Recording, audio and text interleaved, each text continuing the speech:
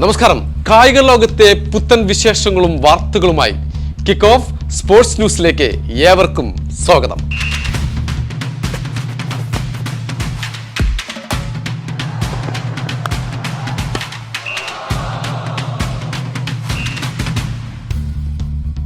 Sevens മൈതാനത്ത് എതിരാളികളെ നിലം പരിശാക്കി ചിഹ്നം വിളിച്ച് മുന്നേറുന്ന കൊമ്പനാണ് മലപ്പുറം സൂപ്പർ സ്റ്റുഡിയോ. ഇതിന്റെ തേരാളി സൂപ്പർ ബാവയാകട്ടെ ഫുട്ബോൾ പ്രേമികളുടെ ചങ്കാണ്.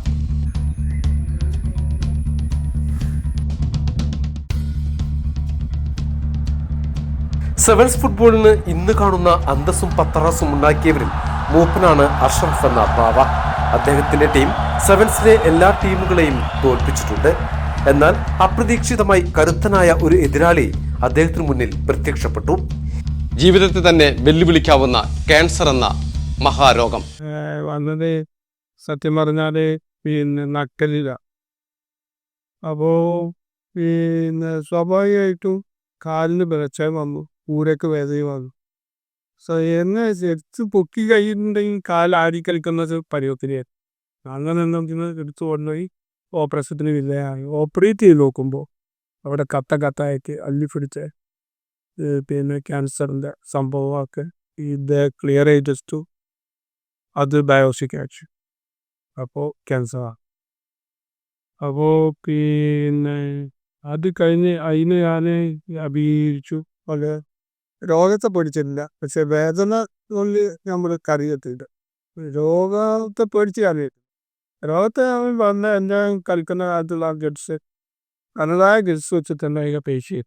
രണ്ടാം തവണയും ക്യാൻസർ വിമുക്തനാണെന്ന സർട്ടിഫിക്കറ്റ് കഴിഞ്ഞ ദിവസമാണ് അദ്ദേഹത്തെ തേടിയെത്തിയത്. ആ കഥ ബാവാക്ക തന്നെ നമ്മളോട് വിവരിക്കും. വളരെ സുഖമായി ഞാൻ 4 വർഷം വളരെ ആക്റ്റീവായി വീണ്ടും കളിരംഗത്ത് സംഘാടക രംഗത്തൊക്കെ നിന്നു. അതിനിടയിലാണ് പെട്ടെന്ന് കഴുത്തിൽ മഴ. ഞാൻ നേരെ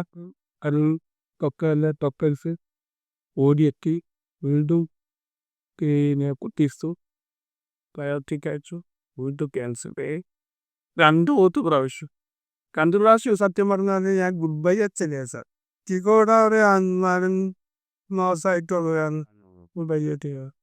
ഞാൻ പഠിപ്പിച്ച എന്നെ സ്നേഹിച്ച എന്നെ കൊണ്ട് കളിപ്പിച്ചിരുന്ന കുട്ടികളുടെയും പിന്നെ ഫോട്ടോഗ്രാഫി രംഗത്തുള്ള ഫുട്ബോൾ രംഗത്തുള്ള എല്ലാവരോടും കൈകോർത്തിട്ട് എന്നെ കരകാത്തിക്കൊണ്ട് ഇപ്പോൾ മുന്നിൽ എത്തിക്കുക. മൈതാനത്തു നിന്നും ബാവ നേടിയ മനക്കരുത്തിന്റെയും പോരാട്ടവീര്യത്തിന്റെയും മുൻപിൽ അർബുദം പോലും അങ്ങനെ തോറ്റമ്പി.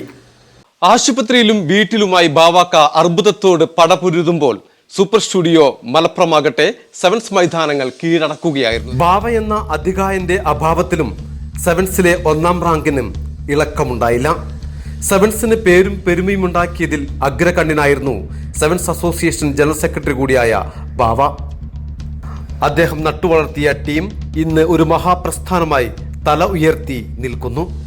ഒറ്റക്കുന്നിന്റെ കനകക്കുന്നിൽ പൂത്തുലഞ്ഞ് ചീറിപ്പാകുന്ന അഖിലേന്ത്യൻ സെവൻസിലേക്ക് മലപ്പുറത്തിന്റെ സൂപ്പർ ഫാസ്റ്ററയ്ക്ക് സൂപ്പറാക്കിയ ബാവക്ക വളർത്തിയ സൂപ്പർ ബാവക്കയുടെ സൂപ്പർ ഫാസ്റ്റ് വരുന്നുണ്ട്. മലപ്പുറത്തിന്റെ മഞ്ഞ ഖുറൈശി പട ആസാസ് LED light super studio Malappuram. ഇവിടെ കറുങ്ങി രോഗത്തിനോട് പറവെട്ടുമ്പോൾ എൻ്റെ ടീം എതിരാളികളുമായി പറവെട്ടിയിരിക്കും.